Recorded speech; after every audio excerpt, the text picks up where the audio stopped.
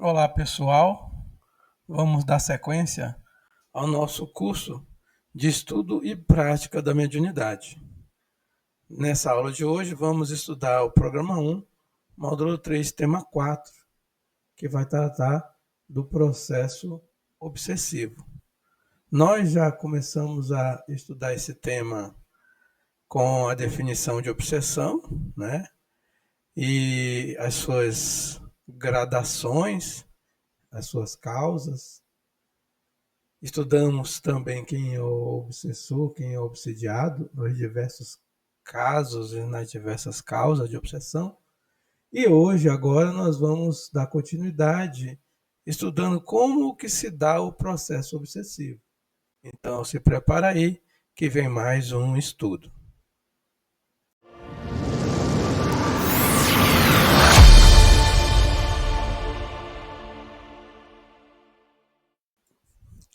Uma das primeiras coisas que a gente deve entender no processo de obsessão é que ele é um processo. Processo é um conjunto de ações, né, que são realizadas em etapas, em que uma etapa precede a outra com um planejamento com organização. É muito comum em processos obsessivos a pessoa que o espírito desencarnado ou qualquer um que queira prejudicar o encarnado com o intuito de vingança ou qualquer outro intuito, ele não tem os recursos ele próprio, mas então ele consegue contratar, né, espíritos especializados nesse processo, e esses espíritos especializados nesse processo de obsessão executam, né, todo o processo obsessivo com a anuência, a participação daquele que quer se vingar. Então é algo planejado que leva tempo e passa por algumas etapas, né? A primeira etapa de um processo obsessivo é a observação, né? Uma vez que o alvo é identificado, é necessário observar esse alvo por um determinado tempo, com o objetivo de achar os pontos fracos desse alvo, achar as janelas onde ele aceitaria mais a sugestão que vem do plano espiritual. Então, você imagina que antes de começar, antes de tomar qualquer atitude, se eu sou lá esse obsessor, eu vou ficar na sua volta 24 horas por dia, né? Vou fazer isso durante um ano. Porque eu estou no plano espiritual, tenho tempo. O meu tempo não é como o da Terra. Agora imagina você que tem alguém te observando 24 horas por dia durante um ano. O que ele vai descobrir de você? Já fez esse raciocínio? Quais os pontos fracos ele vai conseguir levantar de você?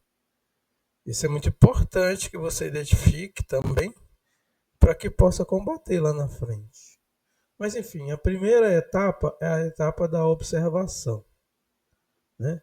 Nessa etapa da observação a gente faz, né, o obsessor faz o levantamento das janelas de acesso. São as vulnerabilidades do alvo, né? Paralelamente, eu já consigo também iniciar um processo de debilitação das forças vitais. A técnica mais usada para debilitar as forças vitais é acoplar um perispírito doente ao perispírito do alvo, ou então fluidos deletérios, doentios, ao espírito do alvo, ao perispírito do alvo. Então é muito comum você pega. Existem muitos espíritos dementados e doentes no plano espiritual que servem de gado, né? E são facilmente manipulados por espíritos com inteligência mais desenvolvidas. Então eles conseguem um jeito de acoplar esse perispírito doente ao perispírito do alvo. Esse processo de acoplamento infunde no perispírito do alvo, do obsidiado, fluidos doentios, fluidos deletérios. E se esses fluidos não forem removidos através de um passe, por exemplo, eles começam a debilitar o perispírito e o corpo físico do alvo, do obsidiado. Essa etapa é essencial para que quebre a vontade do alvo de reagir, né?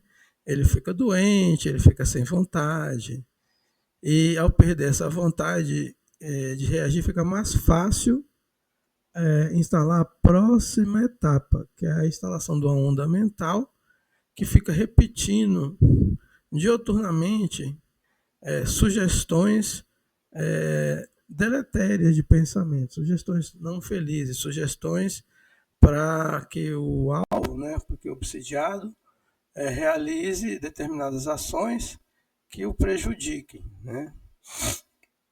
Se o perispírito dele já está debilitado e consegue debilitar o corpo a tal ponto de tirar a vontade, né? Aquele dia que a pessoa não quer só ficar na cama, não quer fazer mais nada, não tem força para mais nada. Nesse estado debilitado, a pessoa se torna mais fácil de aceitar sugestões de pensamento menos felizes, né? Sugestões de pensamento menos felizes. Então eu começo a repetir: você não é um fraco, você não vale nada, você não consegue, na sua família ninguém acredita em você. E aí eu vou repetindo. É claro que essa ideia que vai sendo repetida depende da observação que foi feita antes, né? Faz uma observação, identifica quais são as janelas de acesso, e aí as ideias são direcionadas para essas janelas de acesso. Com o perispírito debilitado, né, debilita o corpo e torna mais fácil de sugerir essas ideias menos felizes. Obviamente, a pessoa pode ir reagindo a uma ideia ou a outra, pode buscar ajuda, pode ser ajudada. Aí, nesse caso, é necessário fazer ajustes nessa repetição de ideias que a pessoa vai receber. A gente deixa umas janelas, acessa outras, de modo a estar sempre e constantemente influenciando doentiamente o pensamento do obsidiado. Então, é preciso entender que é longo isso, né? Que tem motivos que permitem acontecer isso, como, por exemplo, a culpa, a invigilância. A invigilância, ela deixa todas as janelas de acesso abertas. Por isso que é interessante esse exercício. E se alguém estiver me observando durante um ano, que coisas ela vai encontrar? Se eu identificar as janelas também, eu posso ser vigilante e perceber qualquer tentativa de acesso a uma dessas janelas e impedir, né? E não aceitar a sugestão doentia no pensamento. É preciso também estar constantemente com a mente arejada. Então, boas leituras, bons filmes, boas práticas de caridade, né? Palestra, passe. Esses são mecanismos que vai evitar que esses perispíritos adoentados sejam acoplados ao seu perispírito. Então, você toma passe, você está com boas leituras, assistindo boas histórias, tirando boas resoluções e principalmente realizando a caridade, ações de caridade, por mínimo que seja. Esse tipo de ação ela desacopla, né, do seu perispírito, esse perispírito doentio. E aí a vigilância para você detectar quando alguma dessas janelas de acesso está tentando ser acessada. Mais adiante no processo desobsessivo, né, nós vamos sugerir outras ações e atitudes que auxiliam, né, na assistência desobsessiva, no processo de impedir ou mitigar essa influência doentia no pensamento, que é a obsessão. Resumindo, então, é um processo. Obsessão é um processo que se dá em etapas. E o obsessor tem muito tempo.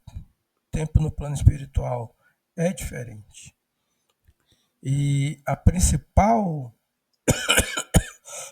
arma que o obsessor tem é o conhecimento que ele tem de você, né? Que vem da observação, ou então ele te conheceu em uma vida anterior e está te observando nessa vida. Por isso que se fala muitas vezes que a solução do problema da obsessão passa mais pelo obsidiado do que pelo obsessor. Porque as janelas de acesso estão nele, as atitudes são dele, a observação é feita sobre ele.